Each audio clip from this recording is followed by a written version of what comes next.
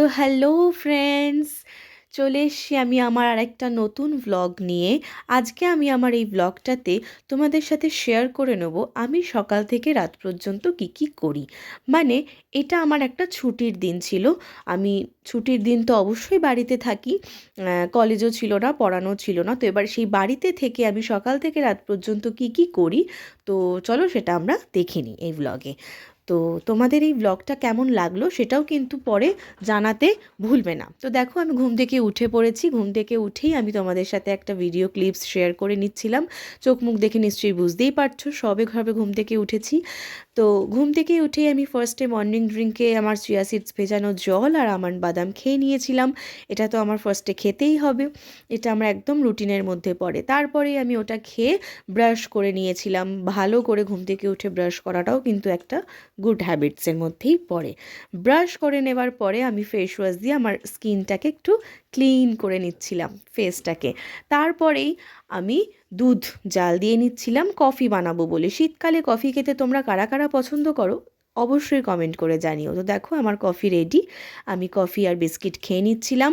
শীতকালে গরম গরম কফি খেতে কিন্তু ভীষণ ভালো লাগে, মানে এটা আমার খুব ভালো লাগে। তারপরে আমি দুপুরের লাঞ্চে কি খেয়ে নিয়েছিলাম চলো দেখিনি। দুপুরের লাঞ্চে ভাত তো থাকবেই। তো ভাত ছিল গরম গরম ধোয়া ওঠা ভাত, আর তার সাথে ছিল হচ্ছে আমার ফেভারেট চিংড়ি মাছ সর্ষে বাটা দিয়ে। মানে এটা আমার এতই ভালো লাগে যে কি বলবো। চিংড়ি মাছ তো এমনিই প্রিয়, তার মধ্যে সর্ষে দিয়ে উফ, কোনো কথা হবে না।